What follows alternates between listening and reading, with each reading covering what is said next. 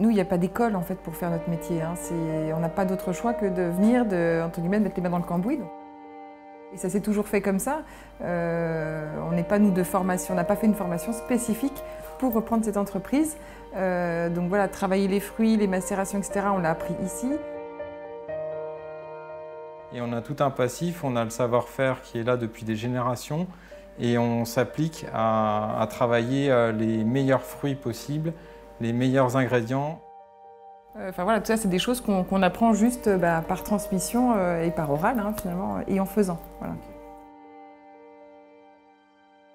Très souvent, des fournisseurs deviennent après des amis parce qu'on entretient des très bonnes relations et pour nous, c'est très important. Donc ça fait partie du savoir-faire, ça fait partie des relations qu'on met en place et c'est ce qui participe aussi à la bonne qualité de nos liqueurs.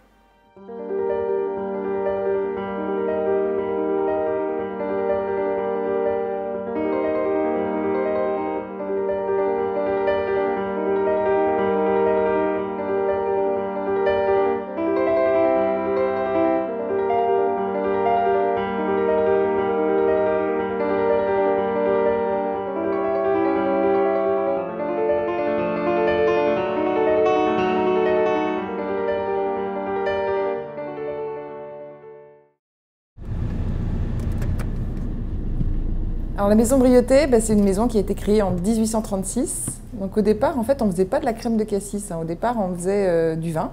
On était négociant en vin. Parce que la crème de cassis a été créée qu'en 1841 à Dijon. Donc 5 ans après la création de la maison. Avant 1841, on ne consommait pas de crème de cassis. Ça n'existait pas. On parlait de ratafia de cassis, on parlait d'autres choses. Et la technique de la crème de cassis, c'est-à-dire on prend des baies de cassis, on les fait macérer dans de l'alcool neutre et de l'eau. Et ensuite, on récupère le jus en ajoutant ensuite du sucre blanc. Ce procédé-là n'était pas utilisé avant. Donc ça a été créé en 1841 à Dijon. Et en fait, c'est un produit qui a beaucoup plu. Et après, du coup, donc voilà, c'est parti de Dijon. Après, ça a inondé la France. Et puis maintenant, la crème de cassis, vous en avez partout dans le monde. Voilà. Regarde là, ce gros là. Ouais, tu vois? Je prends ma dose de vitamine C là. Tu peux, je sais pas s'ils sont mûrs. Hein. si, j'en trouve. Chauffe-les, parce qu'à mon avis, sinon ça va être acide. Donc la récolte s'annonce quand même plutôt bonne. Bah ouais, plutôt correct. Pas, je pense que ça va être un peu dans la lignée de 2020 quoi. Non, il y en a quelques-uns qui sont vraiment mûrs pour le coup. Hein. Ouais. Le seul truc qui me gêne, toi, c'est Et pas qu'effectivement, on va avoir un effet pervers d'avoir la fleur ayant duré pendant 3 semaines. Eh ben, résultat, la maturité va être hétérogène et on va perdre les premières belles baies. En plus, c'est souvent les plus grosses, les premières, parce qu'on va vouloir attendre que les dernières petites vertes mûrissent, quoi. Ça, c'est toujours le truc. C'est le piège, parce que les petites vertes, des fois, elles mûrissent jamais, et tu perds les plus grosses. Et en fait, plus les grosses partent, eh ben, le taux de vertes, finalement, augmente. Et tu crois faire mieux et tu fais pire, quoi. Mais bon, on verra, on va essayer de s'adapter. Si on a de l'eau ce week-end, ça va être top. Hein.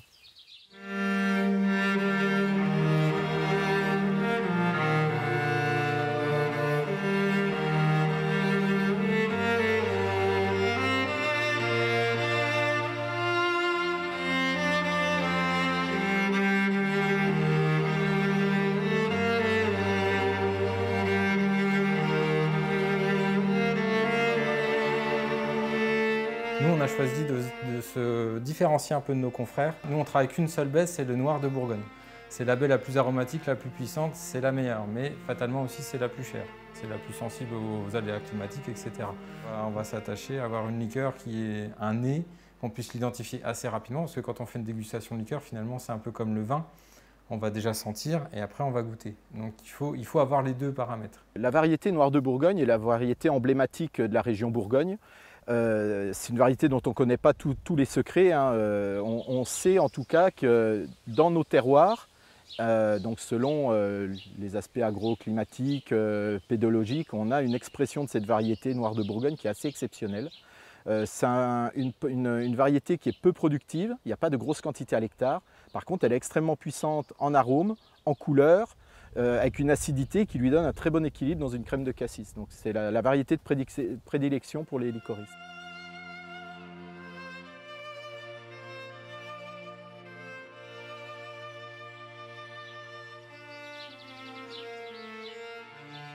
Ce qu'il est certain, c'est que cette variété Noir de Bourgogne a été testée sous d'autres terroirs, même à l'étranger, et il n'arrive pas à retrouver les mêmes caractéristiques dans le fruit que ceux que l'on a en Bourgogne. Donc il y a un lien au terroir qui est évident, qui fait que notre protection, on l'a de par notre localisation, en fait. Ce n'est pas quelque chose de délocalisable.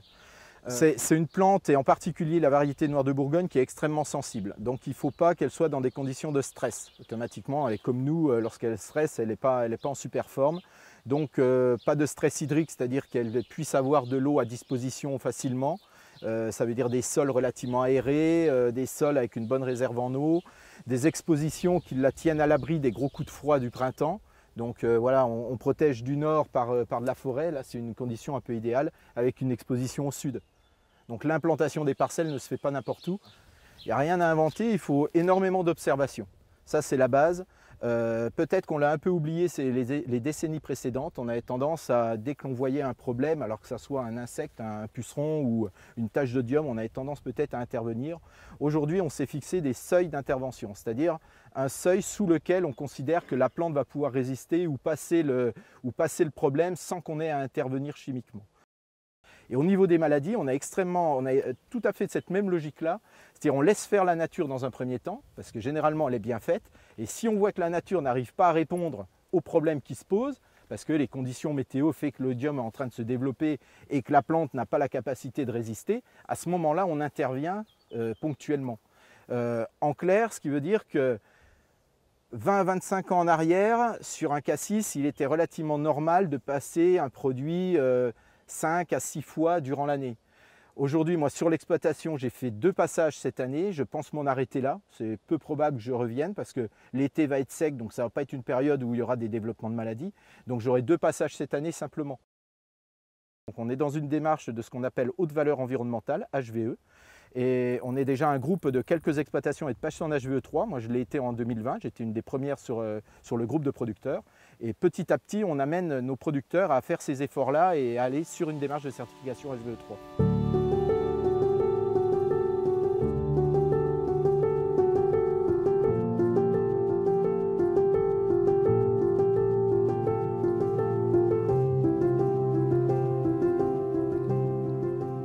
Claire et Vincent, c'est la nouvelle génération. Elle est beaucoup plus jeune et puis j'apprécie parce qu'elle est extrêmement professionnelle. Tout comme Vincent, on sent la génétique du papa et de la famille parce que Gérard était comme ça. C'est une entreprise qui est extrêmement humaine dans ses relations et c'est ce qu'on apprécie. C'est vraiment un travail de partenariat.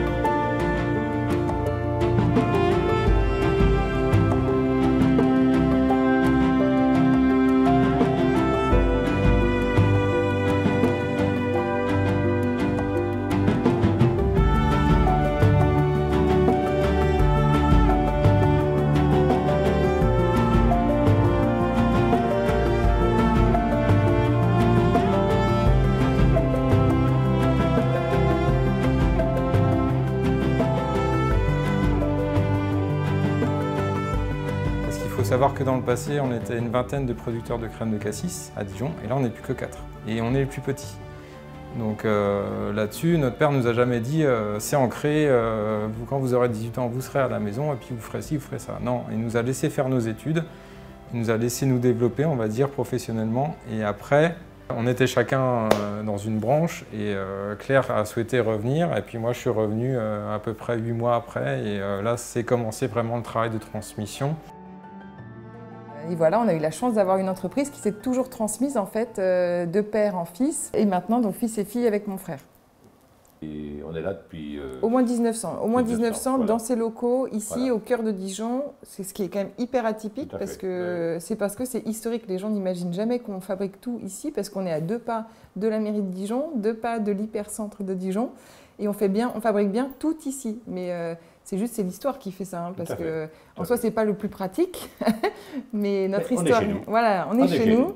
C'est important. notre histoire, le charme. Et à chaque fois, je dis, c'est une entreprise qui est dans son jus. Quoi. Voilà, peut-être dire un petit mot. Là, par exemple, on est dans quelle pièce? On était dans la salle à manger de la grand-mère, la salle à manger et le salon, où on jouait au bridge. Et puis là, j'ai fait des repas merveilleux ici, avec une grande table blanche, l'employé qui nous servait à la table, la sonnette qui était au pied, qui est toujours active là-bas, pour remplir en cuisine qui est juste à côté. Voilà, les grandes nappes, c'était bien, j'adorais. Et l'arrière-grand-mère, qui, quand il y avait du gratin dauphinois, prenait tout le grillé, puis nous laissait tout le reste, parce qu'elle n'aimait que le grillé. Voilà, c'est l'anecdote. Et puis voilà, donc il y avait toute cette maison qui était, puis les bureaux étaient en face. Bon, force de chiffre d'affaires, on avait besoin de la place, puis on a mis les bureaux là. La grand-mère étant plus là, on en a transféré. Puis j'ai mis ma sœur là-haut, comme ça, elle me garde l'usine, gratuitement, hein. C'est bien. Hein. Puis voilà. Donc voilà, on a récupéré un bout de la maison historique dans laquelle il vivait pour installer les bureaux. Quasiment tout le rez-de-chaussée de la maison maintenant, c'est les bureaux. Et ça nous a c'est toi qui as fait ça il y a quoi, 15-20 ans. À chaque fois on dit 15 ans, mais maintenant le temps file. Donc je pense maintenant ça fait 20 ans. 7 ans de plus, voilà. Ça va faire 20 ans pour récupérer un petit peu de place, parce que étant au centre-ville, c'est un peu le problème. On ne peut pas rajouter un entrepôt, on peut pas. À chaque fois je dis, le jardin de la maison, c'était hyper sympa, qui était à l'arrière de la maison. Maintenant c'est un petit entrepôt parce qu'on a quand même besoin de place pour les bouteilles, les palettes, voilà. Mais bon, alors on est toujours au même endroit et on y arrive quand même. L'entreprise, elle est tout le temps en évolution. Et nous, on a pris le virage un peu Internet, on va dire, qui était déjà lancé, mais pas autant que maintenant. Il y a le commerce international qui a bondi en flèche. Donc on essaye toujours d'innover. On est une entreprise un peu traditionnelle, mais traditionnelle qui est tournée vers l'avenir. Et du coup, on fait aussi des choses que des grosses maisons peuvent plus forcément faire. C'est tous les produits qu'on va faire à la main, justement, tout ce qui demande du temps.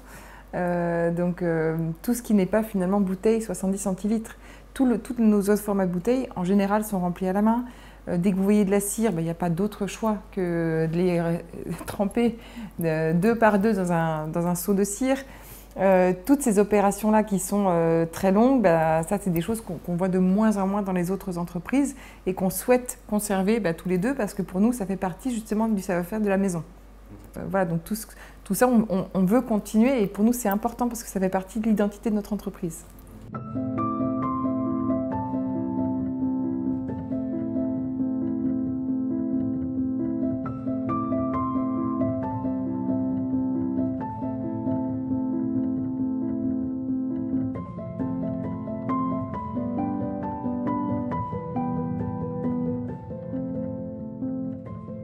Madame Brioté, elle a un savoir-faire depuis son papa, depuis même bien au-delà, et elle refait le cassis comme ça doit être fait, avec un savoir-faire, et ce savoir-faire-là, il s'est transmis de génération en génération. J'adore le cassis.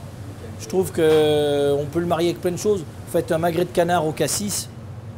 Voilà. Alors, je dis toujours qu'au départ, il faut avoir un bon cassis et une belle crème de cassis. Toutes les crèmes de cassis ne vont pas. L'idée, vous allez voir, c'est que les échalotes, elles vont prendre le cassis. Donc l'échalote, elle va devenir toute rouge, elle va devenir violacée. Et c'est ça qui est intéressant. Et surtout de ne pas les enlever. Parce que ce côté échalote confit dans la crème de cassis, ça nous amène encore des choses, et dans la sauce, il faut les retrouver.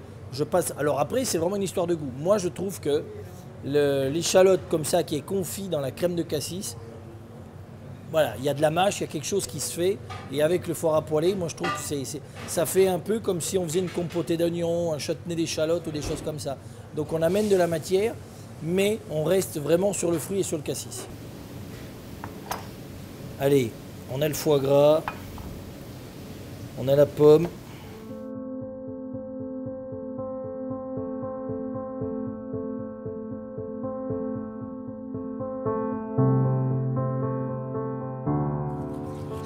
On sent déjà, je ne sais pas si vous sentez, moi je retrouve déjà les effluves de cassis, et on vient juste de le mettre, c'est ça qui est agréable, ce côté fruité, cassis, il y a un côté boisé, sachant que comme ça va bouillir, on va évaporer une partie de l'alcool. Donc là on va vraiment se retrouver sur le produit brut et sur le côté fruité. Allez, on est reparti.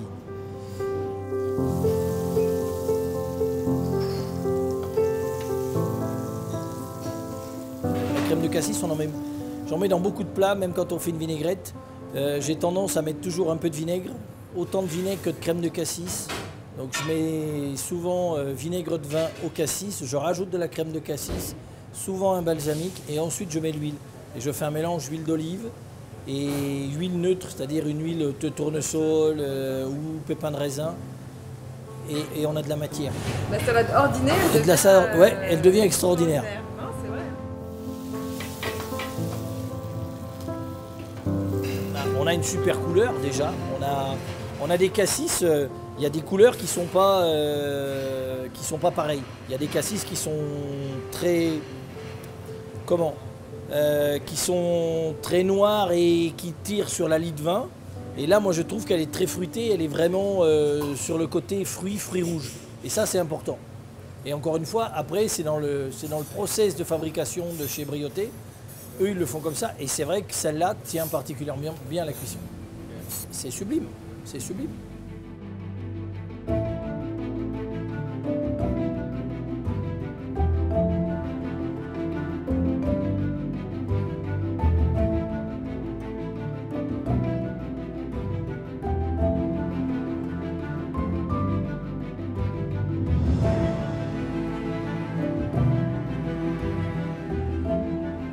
Concrètement, notre entreprise, elle a une histoire et c'est pas juste une date écrite sur une bouteille. Voilà. Avec Vincent, on l'a aussi en tête de garder entre guillemets une petite entreprise qui puisse après être transmise à une personne, éventuellement deux, de se dire qu'on est vraiment maître de ce qu'on fait. Je trouve que c'est une vraie chance. Voilà. C'est une vraie chance.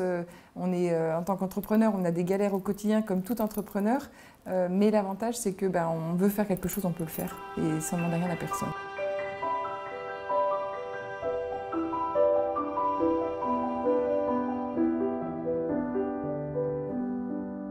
Tous nos confrères sont partis dans des zones industrielles qui sont beaucoup plus confortables. Donc ça, je pense que ça va devenir un challenge dans le futur, de pouvoir continuer à travailler chez nous. J'aimerais qu'on puisse continuer à travailler comme ça et garder des murs qui sont vraiment l'image de l'entreprise, et c'est là que tout a démarré.